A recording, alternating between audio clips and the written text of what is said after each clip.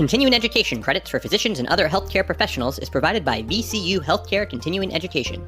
Check out cribsiders.vcuhealth.org for more information. The Cribsiders podcast is for entertainment, education, and informational purposes only. The views and statements expressed on this podcast are solely those of the host. Welcome back to the Cribsiders. Sup? I'm Justin Burt, joined tonight by Chris the Chew Man Chew and our wonderful producer, Dr. Angela Zane. Say hi, Angela. Hey, y'all. Our guest tonight is Dr. Ben Danielson to discuss anti-racism in medicine. But before we dive into the content, hey, Chris. Yeah.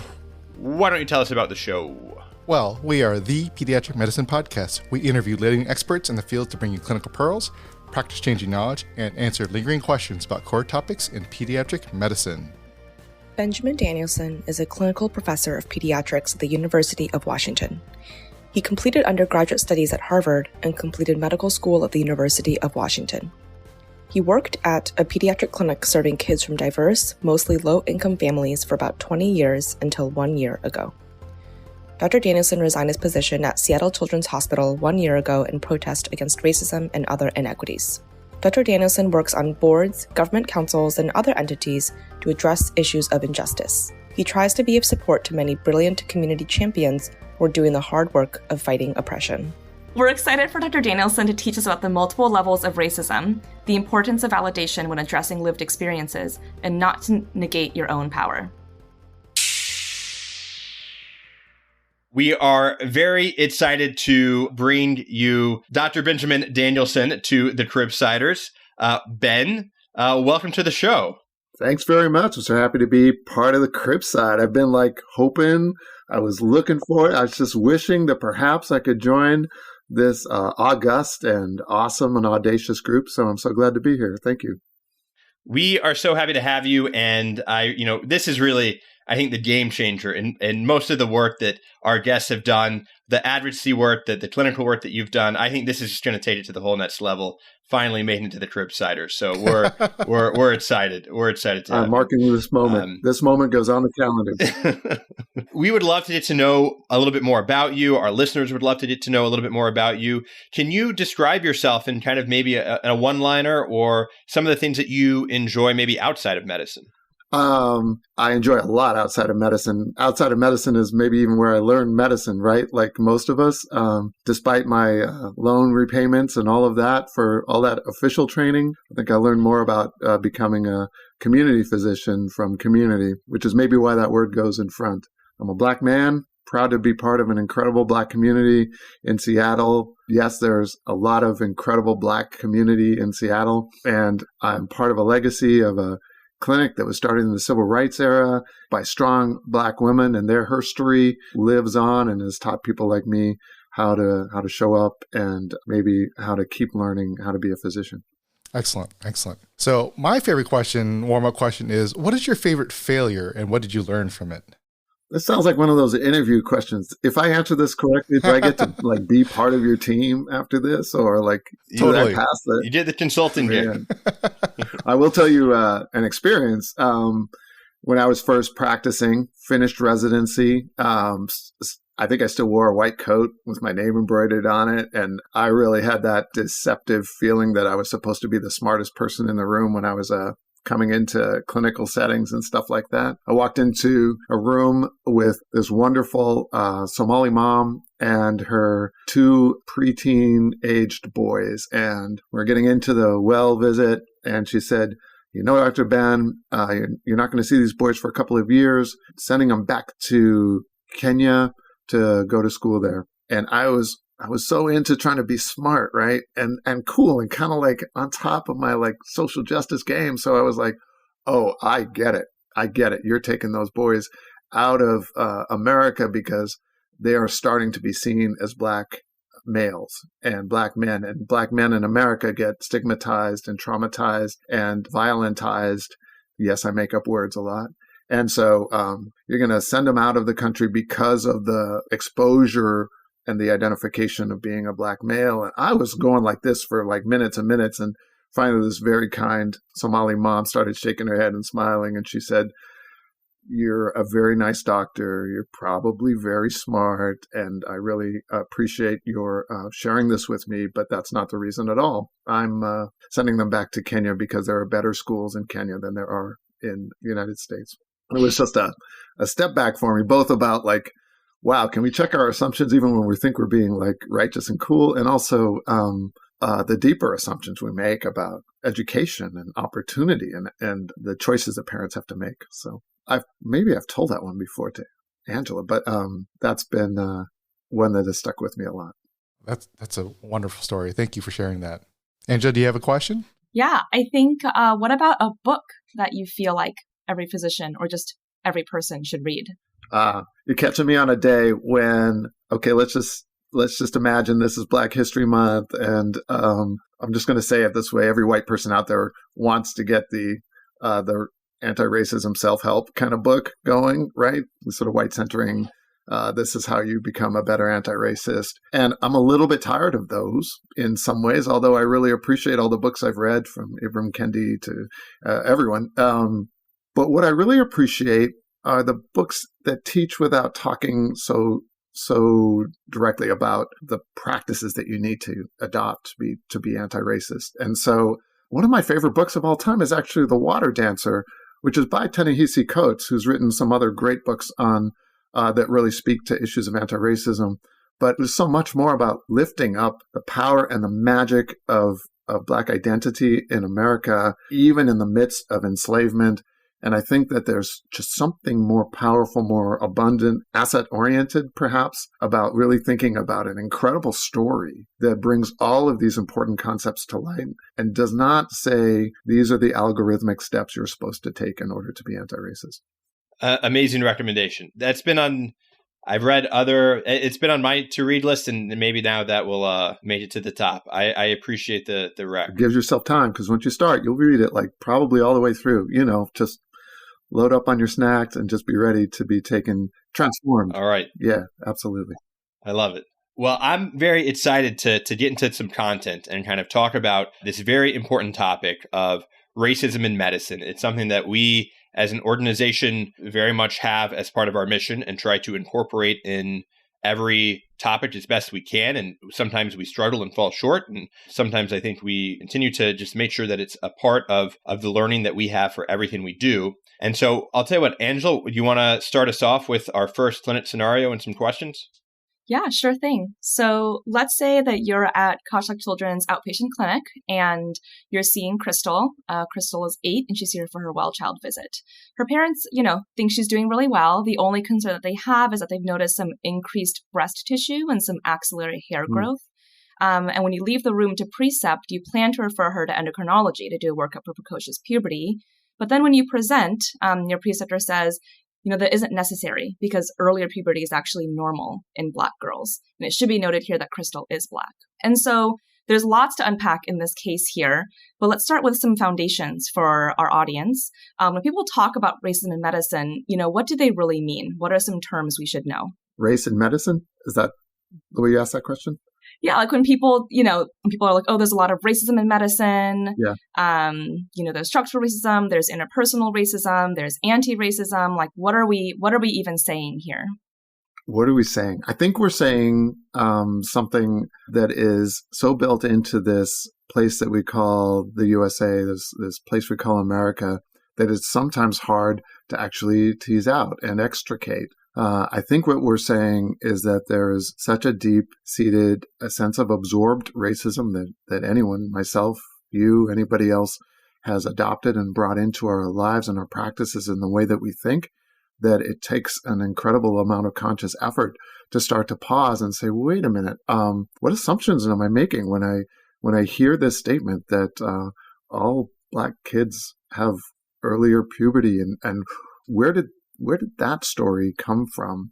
A person much wiser than me has tried to teach me to replace some of my outrage with curiosity, and occasionally I'm okay at it and able to sort of step back and lead with curiosity. Where did that story come from? In medicine, we don't always like to hear the word story because it sounds like it's something different than fact.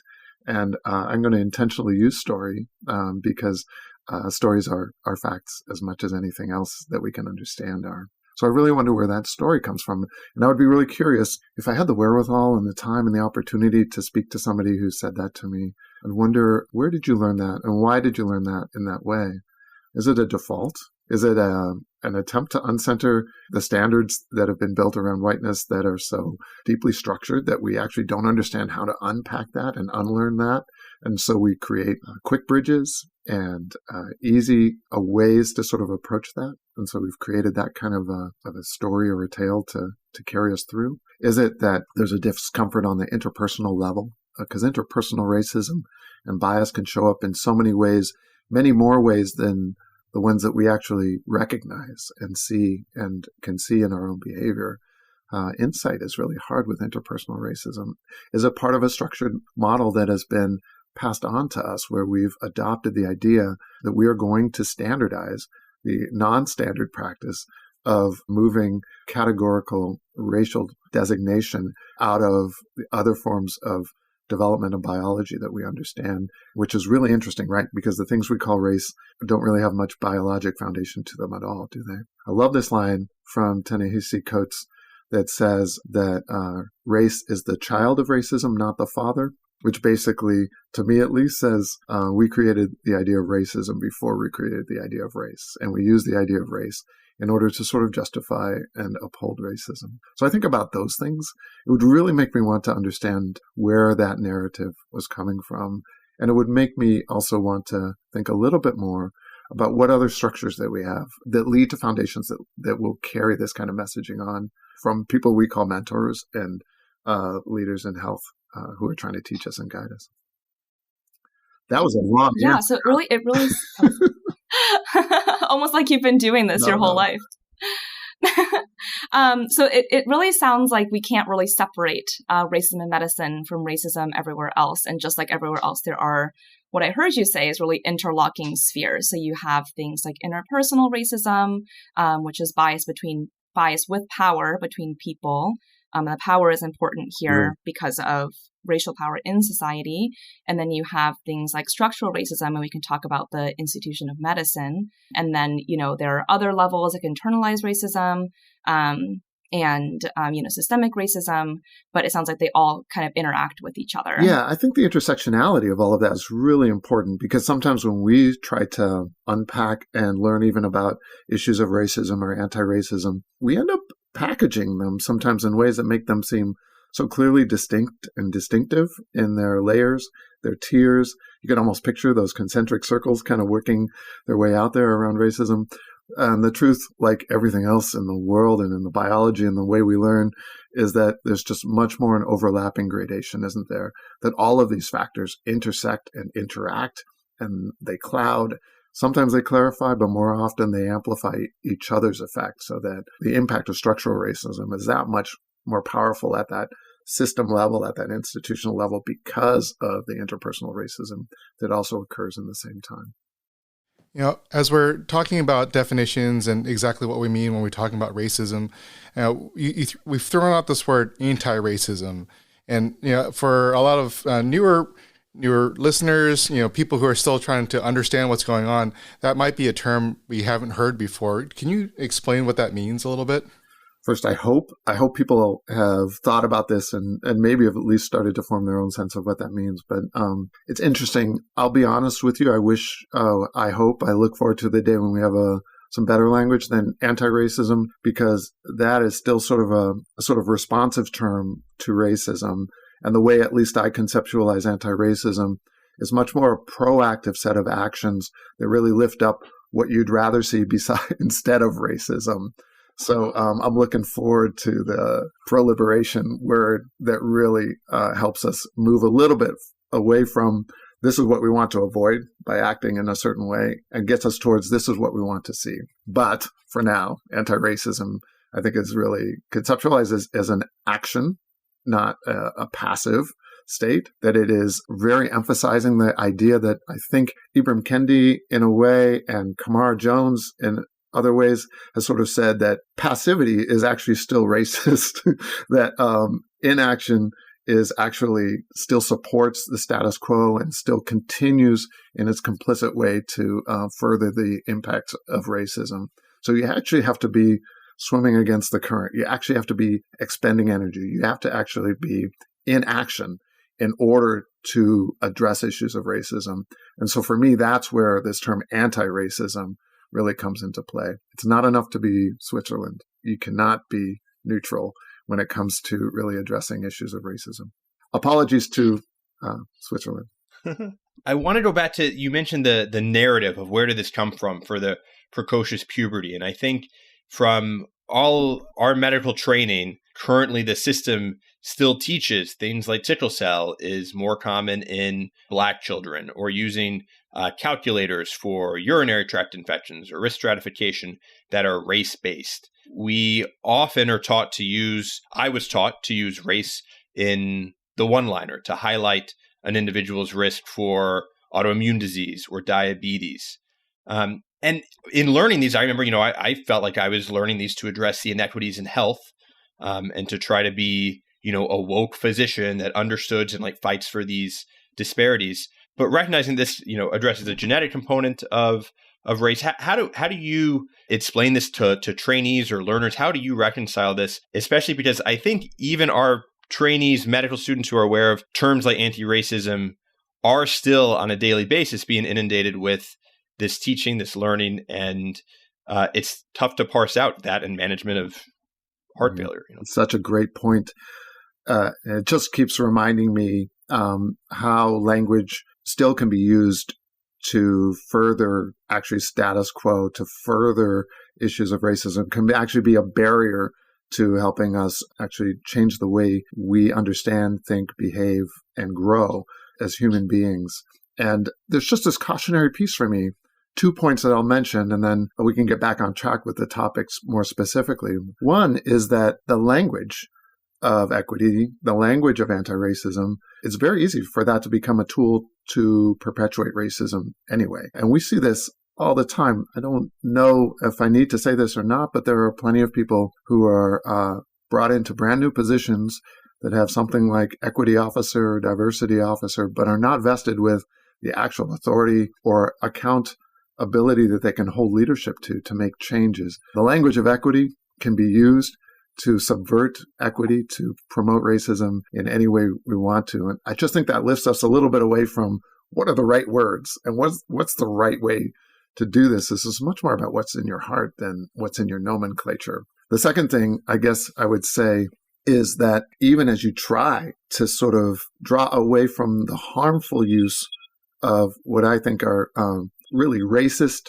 race-based approaches, and we see that in things like EGFR with its inappropriate use of race to actually prevent people from being eligible for transplants and having other negative effects. Removing the language of race does not remove the action of racism. And I've watched where advocates for addressing the issue of EGFR and taking race out of it, then sometimes take it all the way to saying we shouldn't be talking about race in any way.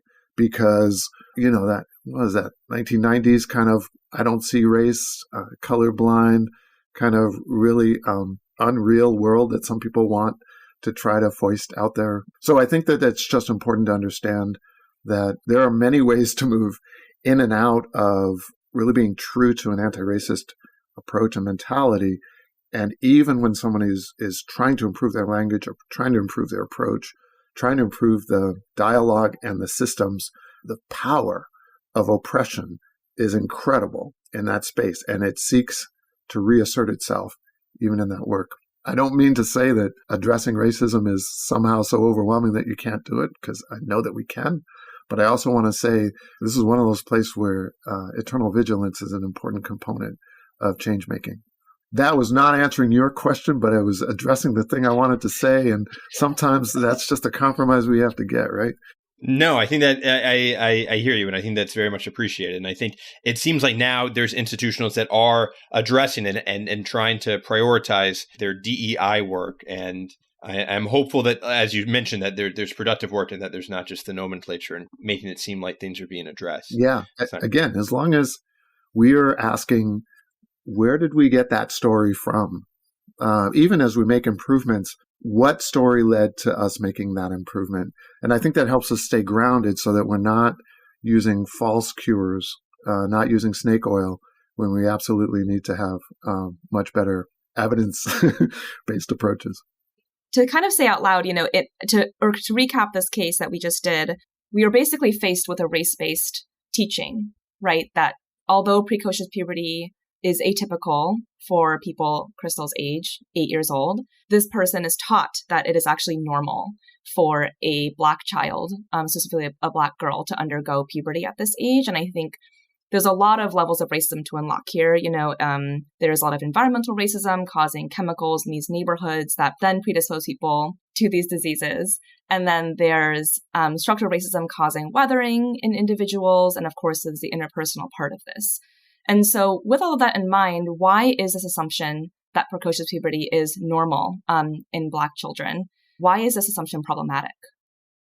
I think you said it better than I could, so I appreciate. I always love a question when the answer is kind of built into it so nicely. But I do believe that what you're essentially saying, if you start to sort of step back from those statements, is that we are normalizing trauma. We are normalizing the exposure to trauma and oppression in a way. That's a piece of this, isn't it? We're saying that, it's okay for a Black person to have something that ends up leading to a physical manifestation due to the environmental racism, the structural racism, the genetic and inherited and generational racism that's occurring. It's okay. It's normal. That word normal is an incredibly powerful word, isn't it? And I think it really makes you realize that when we normalize something that is abnormal, we are saying that we approve of the abnormal. And so for this case where you have a patient in front of you, and maybe a colleague has said this or a parent has said, I'm not worried though, because, I had puberty at a young age, or when do you introduce race, if you do, and racism into patient discussions? Is this something that you're counseling parents or patients on? Are you talking about race in the exam room ever? Yeah, absolutely. And I think I hold a privilege in being a Black physician and working with these amazing and brilliant Black and brown children, that I think I have a closer access to conversations that not everybody may be able to have. I appreciate that. I take it as a responsibility as well. I'll tell you that, for instance, in my practice, moms would bring their kids in, especially young boys and girls around 11 or 12 years old, to have what we call the talk, to actually have a very intentional conversation about racism and the evolution of the racist experience that a young person has as they become older and bigger. And what we see in this country is that, almost related to this case scenario, which I know I keep drifting from, that Black girls are seen as older than they are chronologically. They're maturized as part of the racial bias that is built into that, and allows for greater denigration by doing that. And in a similar way, there are Black boys, brown boys are quickly seen as people who are going to be treated by the criminal justice system as adults, even though their brains are still developing, even though their lives are still so strongly informed by youth, even though we know at a public health and a biologic and an internal and just a natural sense that a young person still has a long way to go in understanding how to traverse this world in a way that is just and right and balanced and helpful. So this is, Angela said it best, this is just such a piece of the bigger environment and world around us.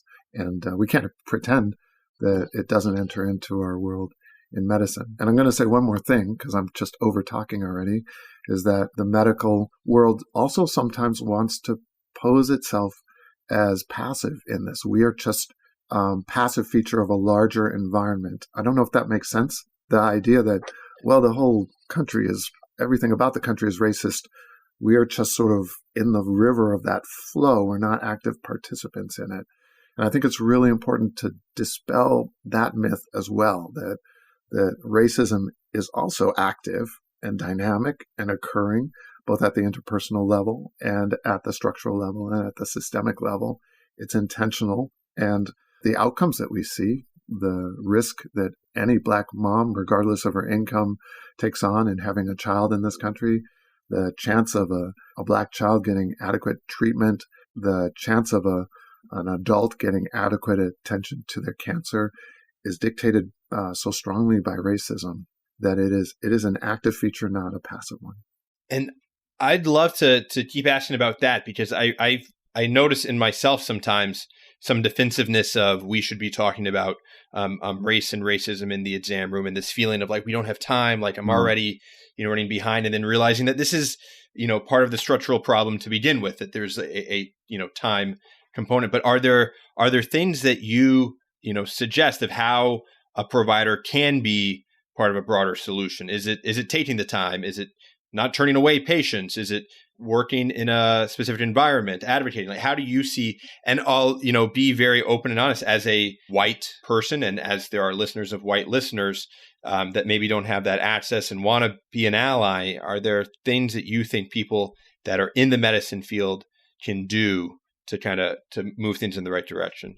Yeah. So first of all, medicine is such a hierarchical profession that one of its consequences is that everyone ends up feeling relatively powerless to make changes and feel very much a victim to the system that they're in. And I mean nurses and doctors, I mean attending physicians, I mean heads of departments. And especially in this past year, I've seen that play out over and over again.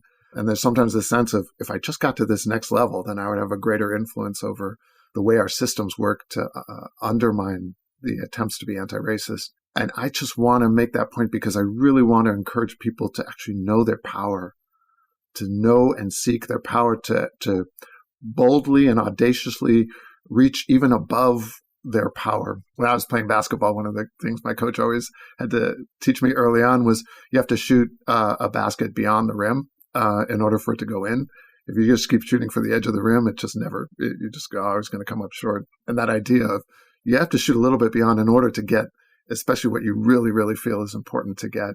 And I think that we shoot short all the time by saying, I just don't have power in this scenario. So I want to start with that, which I know is very high level, but I want to reinforce and encourage the medical student is the person who sees so much more about what's happening from the bedside to the conference room than anybody else. The nurse observes things and understands things from a perspective that nobody else does. The intern has a handle on so many dynamics and relationships all the way through and has conversations possible that are much more powerful than anybody else can have. Your power, you better not undermine your own power. Plenty of other people want to undermine your power. Why would you take your own power away? The second thing I would say is that we do have to advocate for time. Time has become a weaponized tool to make sure that we don't have the opportunity to make the changes that we need to make. If we were really organized in this approach as healthcare professionals, as organized healthcare professionals, we would be championing time in a way that it hasn't been talked about before. Without time, almost nothing is possible. Without time, you can't build relationships. And if we're talking about me understanding an elder, you understanding the youngest child, me understanding an indigenous person's needs, you understanding a woman's needs. Without time, we can't do what we're told we're supposed to be able to do, which is actually see someone else and listen and understand and be able to be present with them on their terms. I think the next thing is that we have to think about how many ways we can reclaim our listening skills. And I'm going to say reclaim because I think that there are many things about the hectic schedule and lifestyle of medicine that slowly but steadily bleed our ability to listen away. Be honest. When you're in a room with patients sometimes, are you thinking about the next patient? Are you thinking about what you need to do in order to get your own body home? Are you thinking about whether or not you're close to being on call and when you need to get sign out? How do we just take the time to learn the skills to actually be present? And I think mindfulness has an incredible role to play in making the time that we have that much more valuable. When we are working with our elders, our attendings, our mentors in this space, we have an opportunity to lift up what we're learning and what we need. And most of the time in a mentor-mentee relationship, The mentor's responsibility is to understand what you need and try to help advocate for you in that way. I'm just naming some of the things that come to mind right now, but this is such an important topic that you bring up. I think that we really need to make it our work and understand that it is in our power to actually see these kinds of changes happen. And time is really vital for that. Is that helpful? Or I hope that resonates for some people who are listening. No, I completely get you. And, time is so important to all of us. I was, recently I've had to pick up some more administrative tasks. So then I sort of bought out some time of my own time so that I can spend time doing other things. But what ends up happening is I end up scheduling patients during my admin time. But because I don't always have patients like back to back, I find I actually spend so much more time with these patients, which, obviously, they grow to fill your schedule. But I've really cherished this extra time with them, and I get to understand, and I can, with something as complex as race and everything else with these patients, and especially, I have my own lived experiences, and as a man of Chinese descent, I've experienced racism in a very different way than other people have. And so I think the only way for me to understand anyone else is to have time to sit and talk to them. Yeah. And I think that's such a good point. This is hard work, and it asks a lot of us. I think that there are tools that we can use. For some of us, it's probably, at times as straightforward as I need to take 3 breaths before I walk into that room. And those 3 breaths are going to pull me out of the past, take the little bit of the future out of my mind, and set me in the present. Whatever that mantra is, whatever that practice is, it's going to make a difference. I guarantee it. I promise you that. When you're in the room, I think that there's a mindset that we can have that's different than what are your problems. And I think it really gets to what abundance and brilliance do I have the honor of spending time with? And when you start from that perspective, then you really, really want to know someone's story, right? You really want to understand, please share with me your brilliance, what makes you this incredible light on this planet, and how do I bring something away from this experience, no matter how brief it is, that will help me be a better person and help me share that light with the next person as well in some ways. Our methodology, and I think by design, and related to, I'm going to say oppression because I'm an activist, is to focus on problems and the immediate problems of individuals. And as long as we do that, there will be an endless supply of problems and the immediate problems of individuals to keep us busy and keep us a little bit distracted from seeing beauty, from seeing brilliance, from tapping into that, and from stepping above that and saying, what about this scenario do I want to change? Who told me that this is the way we had to do medicine? Ben, Chris was talking a little bit about his own lived experience. And, for full transparency, I'm an East Asian cis woman. And so I think all of us might experience a different form of racism or perpetuate different forms of racism on this episode right now, as well as our other intersecting identities. I guess my question for you is, I think it feels intuitive that we should be talking to patients, about race and racism. And so, do you have different conversations with patients of different lived experiences, Black, Brown, East Asian, Indigenous, Latina? And then do you talk to the white patients and their families about this? I invite those conversations. Again, I'm not going to try to project my experience on other people. I think even for white families, privileged families, sometimes they choose to come to me because they feel like I'm going to carry some experiences, especially perhaps experiences about racism, that they want their child to understand and know. And maybe they also want their child to be in a waiting room that feels like a United Nations and has these beautiful kids from many different backgrounds and different languages and all of that. But it's that totality of that experience that becomes really important. I think acknowledging that and seeing that and speaking about that, regardless of whatever combination of identities are with you, is really important, partly for self-learning. And we have to be really clear and acknowledge that we're constantly learners, even as we are teachers or even as we are providing care. We are learning in those moments too.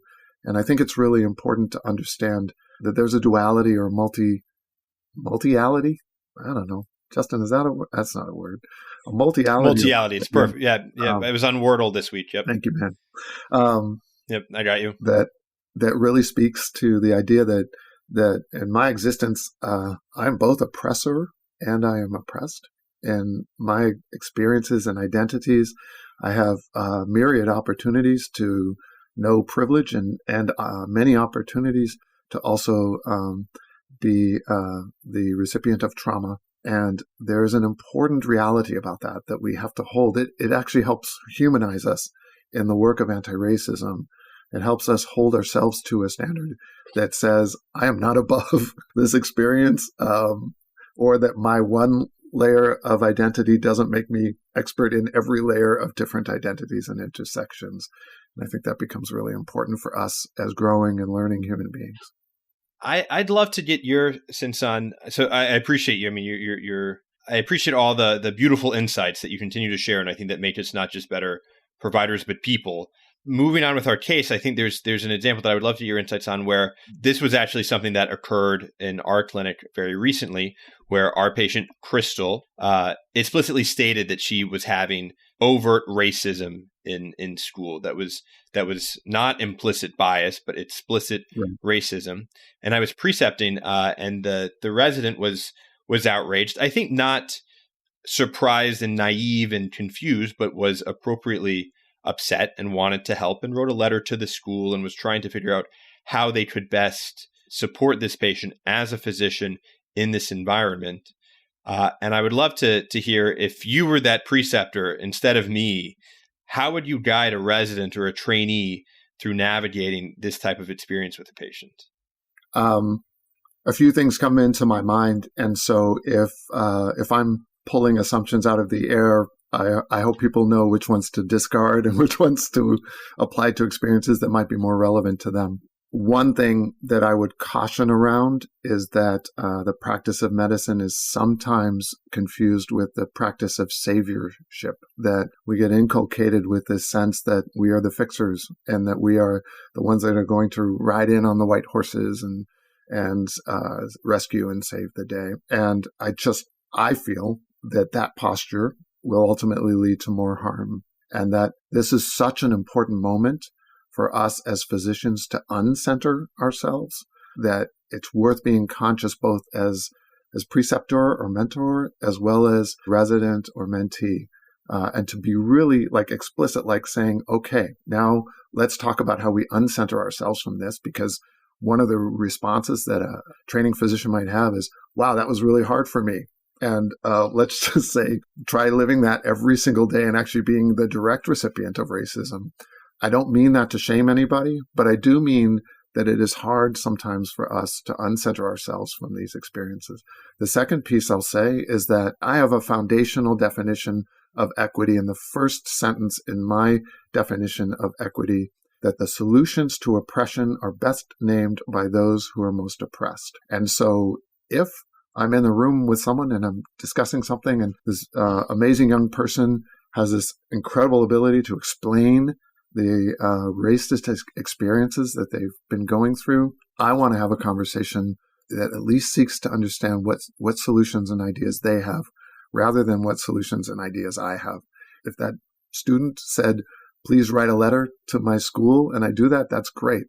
If that's not the student's idea, I would question who told me the story that was the right thing to do necessarily. I don't mean to paralyze response, but I do mean to center those most oppressed.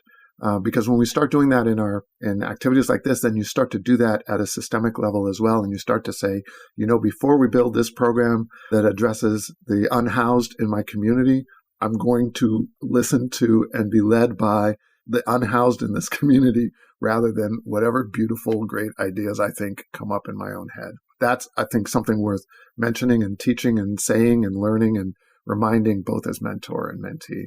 I think the next thing that I would really want to understand is where I can be supportive to this particular patient relative to my experience with them, and where there needs to be someone else in that space or in that picture. I love the idea that healthcare is a team sport. You can tell I'm an ex-jock. I just used my second sports reference. But there's absolutely a team sport. And there are medical assistants and nurses and nurse practitioners and social workers whose lived experiences sometimes are so much more connected, the experience of someone who's coming to visit you, than your own. And it's almost hubris to say, I want to be the one that is connecting to that experience. That's a time to really think about who your team is and how your team can be best supportive of what this particular person's needs are. Those are just a few things I think about. Oh yeah, I actually, you kind of just like dropped this when you were saying all of that, but you said, your definition of equity, and then you gave us the first sentence. But I'd love to hear your full definition. And, I think oftentimes we talk about racism and race in medicine as what is detracting from like a better practice of medicine. But I'd love to see that definition helps us like add more, like how to imagine a better future and start moving towards that future. Love that question. Actually did a graduation address for the School of Social Work here at the University of Washington. And I'll just admit that I spent 20 minutes kind of saying we need language of hope, that we need language of destination, not of source, that we need to be able to talk better about where we want to go to, which is, I think, a little bit to your point in your question. And I don't know that we really have that language so well yet. We're still responding, and I think in a way appropriately, because the impact of oppression and its many different forms that are so rooted in racism is so powerful that it's maybe appropriate that a lot of our dialogue is really in response to it. But I also hope we keep struggling with the idea of like, what's the hoped for? What's the abundant language that we want to get to in that? Getting back to your sort of, what are other parts of the definition of equity? For me, a piece of that is that the work of equity is a endeavor around power. And if you are not talking about power, you're not talking about equity. You're not talking about anti-racism. You're not talking about oppression. If you're not being very clear and explicit about a power conversation and exactly how power is going to be shifted or lifted up or seen and recognized and appreciated, then you're not talking about equity. Another piece for me is that if we're having true dialogue about equity, then it is not part of our optional environment. This feels especially important to me right now as so many of us in healthcare are exhausted, right? Have been going 2+ years straight on, no breaks at super levels beyond our physical capacity. We're fatigued and exhausted and weary.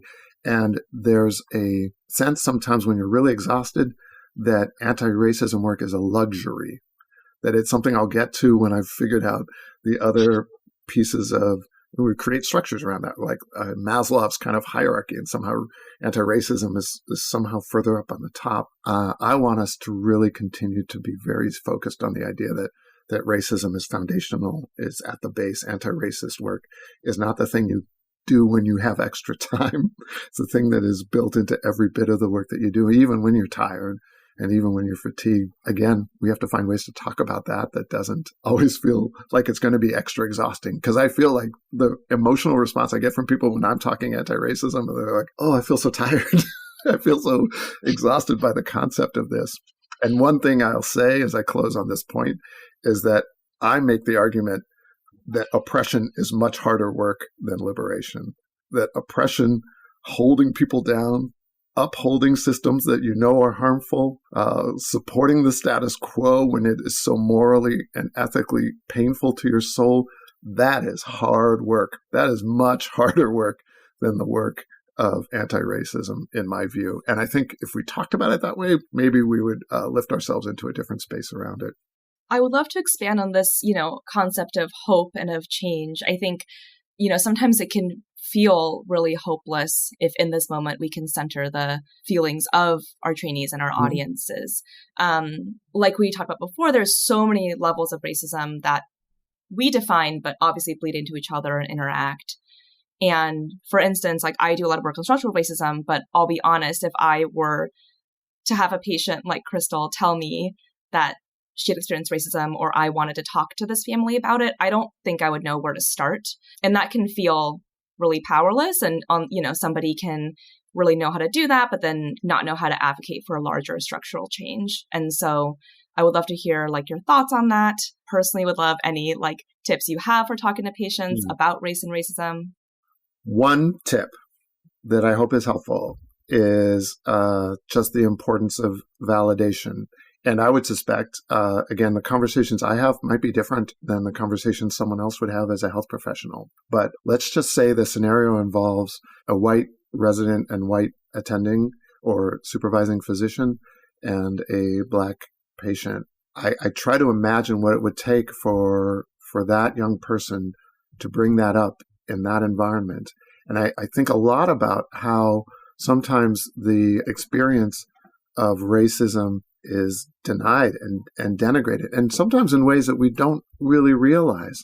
When I've brought up issues of racism, I did that in a kind of a big way a year ago. All of a sudden, the biggest work was around proving it, and proving it in an almost forensic way. And I wonder what that means to a 10-year-old or an 8-year-old when you have to say, prove it to me. And we do that, right? We say, tell me what happened.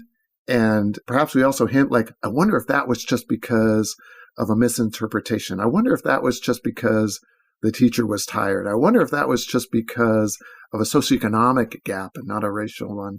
And that act of negation of experience is extremely harmful, extremely powerful. I think as a pediatrician is particularly damaging to a young person. So the act of validation, however you want to say it, however you want to do it, it needs to be verbal, explicit, powerful, heartfelt, and truly there in that moment, because it took a lot for that person to say that to you. I'm going to just maybe sit with that for a minute and just say that itself, I think, is an important first step. I think this is a great segue into kind of wrapping things full circle a little bit. And for a clearly inspiring person as you are, Ben, looking on a tone of optimism, are there things that you can suggest that people not just do to work on being anti-racist, but, how can people incorporate this into their daily lives, or, looking forward to positive things? How can we have trainees, students, residents, preceptors, mentors do the good work? A few things that come to mind for me is that are helpful for me and build optimism for me is some of my best mentors are much, much younger than me, and they're medical students and even younger. I've seen groups of medical students, especially Black medical students in these past years, who absolutely expect something different. And this is an important point for me as a Black male physician. And boy, let me tell you, there aren't too many of me out there. We were taught to survive. We were taught to be twice as good. We were taught to be twice as articulate, twice as well dressed, there early and late, staying late, and doing something above and beyond in order to get possibly just as far as a mediocre white male. And in that teaching, there was a whole lot of expectation of suffering. I think women understand this. I think many people who've been marginalized in different ways understand this. The whole almost expectation of suffering in order to get even partly to the place that you want to get. The twice as good thing was really helpful to me, but it also taught me how to code shift, how to be a bit of a chameleon, how to wear a mask, essentially, when I was in the halls of medical school and the halls of hospitals. And I've had to unlearn some of that. But the medical students today, man, they're like, oh, no. You get all of me. You get every bit of me, every piece of my audacious, amazing self is coming all the way into this house, and it's going to make this house better. You best believe you have to know that, because that's the way I'm showing up, and that is incredibly inspiring to me. And the expectation, not just the hope, I would say a generation before, the one whatever might be between me and today in medical school, went from suffering to hope, hoping for something to be better, hoping that change is going to happen. But hope sometimes comes without the expectation. And today's students are just like, we absolutely expect, we demand. I think maybe that's the next group. It's like demanding that something better happen and change. And I find that makes me want to wake up. That makes me want to live up to their expectations of what they see in the healthcare system. The next piece I'll say is that I will not let someone else define my sense of what my power is. And I hope that no one allows themselves to be robbed of their power because of the silent and subtle pressure that says that you are not worth speaking up, that your voice is not worthy, that you are not considered someone whose voice matters. And in our hierarchy, I think we promulgate that message much too often. We speak as teachers sometimes rather than as listeners and learners to those that we have a mentor-mentee relationship with, and That's to our loss and to the detriment of the healthcare system. The next thing I look to is, what is the evidence that humanity is amazing, right? And I cannot get my mind away from the idea that within the course of a year, this amazing industry of science and medicine created vaccines that were 90+% effective against a brand new devastating virus. That is like, can we just pause and say that is one of the most amazing feats ever?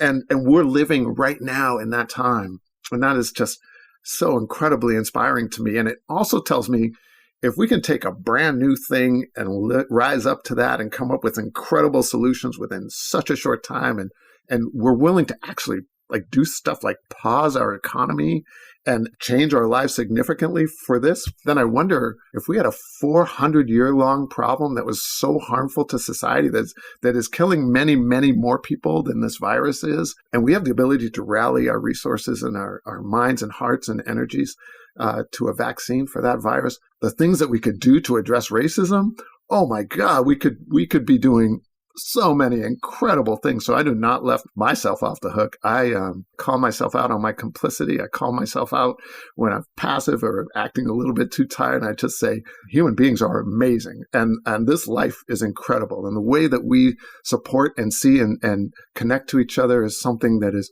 so much greater than whatever energy or power that we can recognize just with our eyes and ears and noses and touch, that we can do so much better. And that's really, really inspiring to me.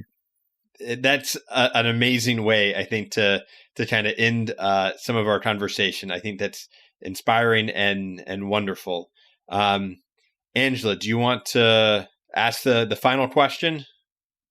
Yeah, it's Ben, it's always such an honor and a pleasure to converse with you. And I don't really want this time to end, but it's hard to believe that we are at our last question. And I think anybody who's worked with you knows that you are this, as Justin said, very inspiring, selfless person. And how can we join you on that journey? Like, are there any efforts that you're getting involved in that you want to plug, or anything else that you feel like is important for us to know about? I would invite us to do something that I think is actually a little bit challenging for human beings sometimes, which is start to identify the things that we absolutely know are wrong and undo them. Undoing things is actually turns out a really incredibly complicated body of work. But let's just start taking the things that we are irrefutably aware of harmful. So for me, I've taken it to heart this concept of youth incarceration, which so absolutely does not work. It spends so much money for no effect. It actually does not decrease recidivism. It is so against all of the natural knowledge and wisdom that we know about the potential promise of young people.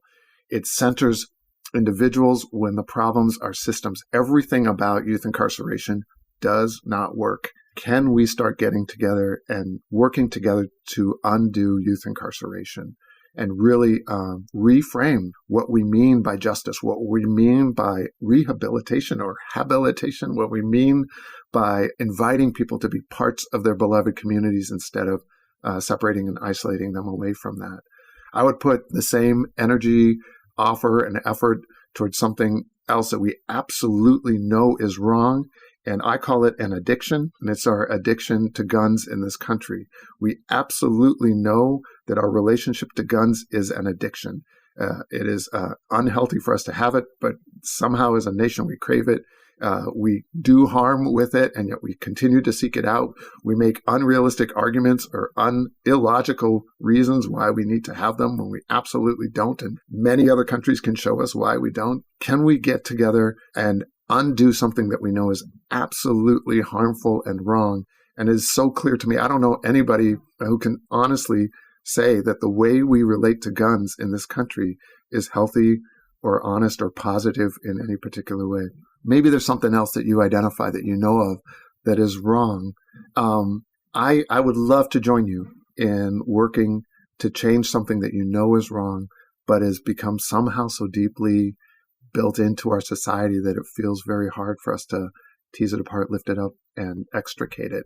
But I know we're capable. And I know that when we work together, we are so capable of incredible things. so much greater than when we work in our own silos, when we work separately, or when we think that somehow that we're struggling on our own for issues that maybe more people care about than we realize. Amazing. I think that's a great note to end on of kind of finding the outrage that you're passionate about and the wrongdoing that you want to fix. Ben, thank you so much for this. This has been incredibly insightful, inspiring. We are so lucky to have had you join us and share your time with us. So thank you for joining the Cribsiders. Honor for me. And thank you for the hard, thought-provoking questions. You all do a really nice job of getting people to get beyond the superficial answers. And I think that takes both a bit of courage and a lot of skill. So I appreciate this time. This has been another episode of the Cribsiders. It's for the kids. Get show notes and sign up for our weekly Knowledge Food Formula Feeds newsletter on our website at www.thecribsiders.com. We are committed to providing you with high-value practice-changing knowledge, and to do that, we need your feedback. So please subscribe, rate, review the show on Apple Podcast or your favorite podcast player. You can also email us at thecribsiders@gmail.com. A special thanks to our producers for this episode, Dr. Crystal Nora and Dr. Angela Zane. We also would like to thank our wonderful social media team on Twitter, Instagram, and Facebook. Be sure to check us out. I have been Justin Lee Burke. I've been Angela Zhang. And this has been Chris the Chew Man Chew. Thank you, good night, good morning, and the afternoon, wherever it is. See you guys. Hey, you've already listened to the entire episode. Now claim CME credit. Continuing education credit is provided by VCU Healthcare Continuing Education. VCU is accredited to provide continuing education to the entire healthcare team. Check it out at cribsiders.vcuhealth.org for more information and to claim your credit after listening to this episode.